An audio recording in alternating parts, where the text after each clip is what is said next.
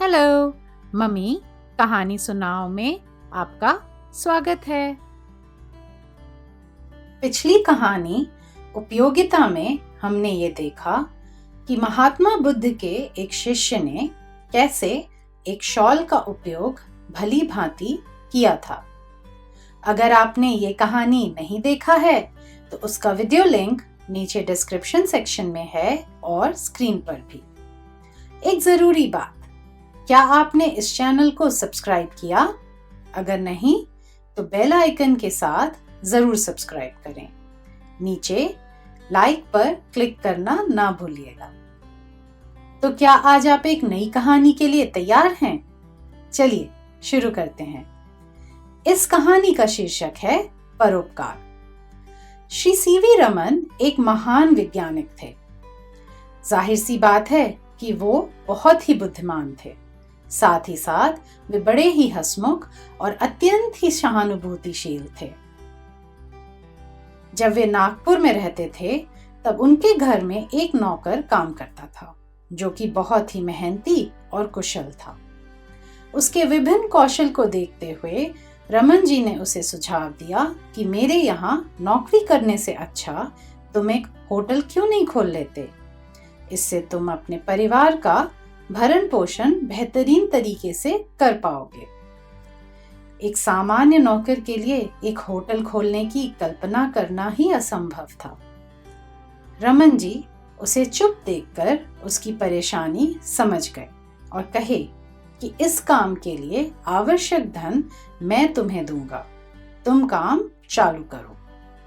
इस प्रकार कुछ समय में नौकर ने होटल खोल लिया और वो अच्छे से चलने भी लगा। रमन जी को अपने कार्यवश नागपुर छोड़ना पड़ा और देखते ही देखते काफी वर्ष बीत गए। अब रमन जी विश्वविख्यात वैज्ञानिक की पदवी प्राप्त कर चुके थे। एक बार रमन जी नागपुर स्टेशन से होते हुए मद्रास जा रहे थे। युवक को इसका पता चल गया। स्टेशन पर उनके स्वागत के लिए अपार भीड़ थी।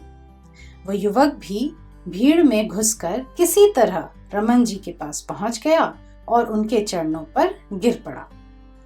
रमन जी उसे देखकर बहुत प्रसन्न हुए, उससे प्रेम पूर्वक मिले और उसका हालचाल लेने लगे।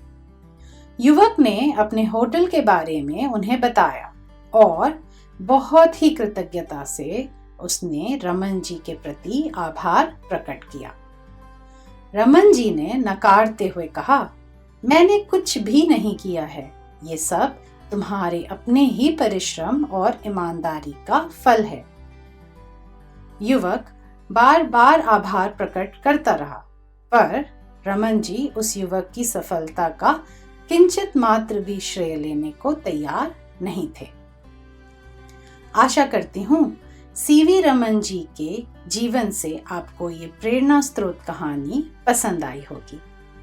आइए देखते हैं कि इस कहानी से हमने क्या क्या सीखा। पहली सीख ये कि व्यक्तिगत हो या फिर व्यवसाय स्तर, अगर आपको अपने आसपास किसी में कौशल दिखता है तो उसे निश्चित रूप से प्रोत्साहित करना चाहिए। अपने साथ साथ हमें औरों को भी आगे बढ़ने के लिए प्रेरित करना चाहिए। दूसरी सीख ये कि अगर आप सक्षम हैं तो आपको समाज में लोगों की मदद करना चाहिए, चाहे वो किसी प्रकार की सेवा हो या फिर आर्थिक मदद। तीसरी और सबसे महत्वपूर्ण सीख ये कि मदद करने के बाद ना तो आपको उनसे कोई अपेक्षा रखनी चाहिए और ना ही अपनी प्रशंसा सुनने के लिए उत्सुक होना चाहिए। तीसरी सीख को और अच्छे से समझाने के लिए आइए मैं एक और कहानी सुनाती हूँ। एक दिन एक व्यक्ति महात्मा गांधी के पास अपना दुखड़ा लेकर पहुंचा। उसने गांधी जी से कहा, बापूजी, ये दुनिया बड़ी बेईमान है। गांधी जी ने पूछा, वो कैसे? सज्जन ने कहा, आप तो ये अच्छी तरह से जानते हैं, मैंने 50,000 रुपए दान देकर एक धर्मशाला बनवाई थी, पर उन लोगों ने मुझे ही उसकी समिति से हटा दिया है। धर्मशाला नहीं थी तो कोई नहीं था। अब उस पर अधिकार जताने वाले 50 लोग खड़े हो गए हैं। उस व्यक्ति की बात सुनकर बापू थोड़ा सा मुस्कुराए और फिर बोले, भाई, तुम्हें ये निराशा इसलिए हुई है क्योंकि तुम दान का सही अर्थ समझे ही नहीं। वास्तव में किसी चीज को देखकर कुछ प्राप्त करने की इच्छा दान नहीं है, ये तो व्यापार है। तुमने धर्मशाला के लिए दान तो किया, लेकिन फिर व्यापारी की तरह प्रतिफल की अपेक्षा करने लगे हो। वो व्यक्ति चुपचाप गांधी जी की बात बिना कुछ बोले सुना और फिर वहां से चला गया। उसे दान का असली मतलब अब समझ आ गया था। तो ये कहानी आपको तीसरी सीख का मतलब अच्छे से समझाती है ना, कि दान करने के बाद किसी भी प्रकार की अपेक्षा नहीं करना चाहिए। सोचिएगा जरूर इन बातों के बारे में। अब आइए सीवी रमन जी के बारे में मैं आपको कुछ बातें बताती हूँ। सीवी रमन जी का जन्म 1888 में तिरुचिरापल्ली में हुआ था। उनका पूरा नाम चंद्रशेखर वेंकट रमन था। उन्होंने अपने बचपन में हर काम उम्र से पहले किया था। जैसे कि 11 साल की उम्र में उन्होंने 10th पास किया और 13 साल की उम्र में 12th। फिजिक्स में लाइट के विषय में उनकी एक डिस्कवरी को रमन इफेक्ट कहा जाता है। 28 फरवरी 1928 में ये डिस्कवरी की गई थी और इस दिन को इंडिया में नेशनल साइंस डे के रूप में मनाया जाता है। 1929 में उन्हें सर की उपाधि दी गई थी।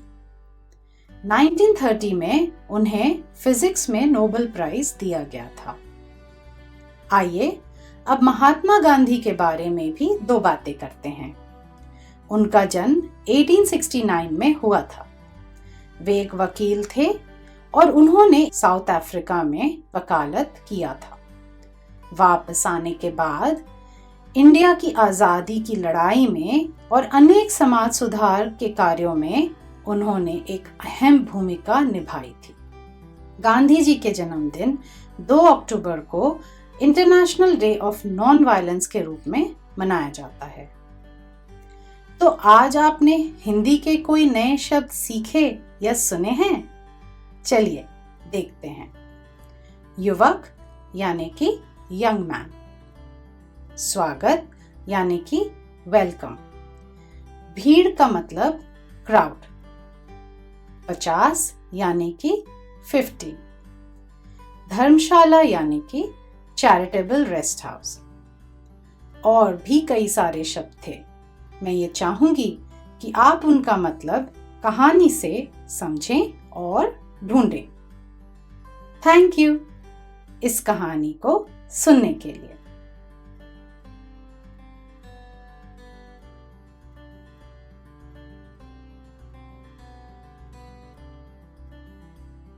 मम्मी कहानी सुनाओ चैनल को प्लीज सब्सक्राइब करिए और इस बेल आइकन को क्लिक करके ऑल जरूर सिलेक्ट करिएगा आगे आने वाली सभी कहानियों का आनंद लेने के लिए। लाइक और शेयर जरूर करें और नीचे कमेंट सेक्शन में अपना फीडबैक देना ना भूलिएगा। सी यू सून।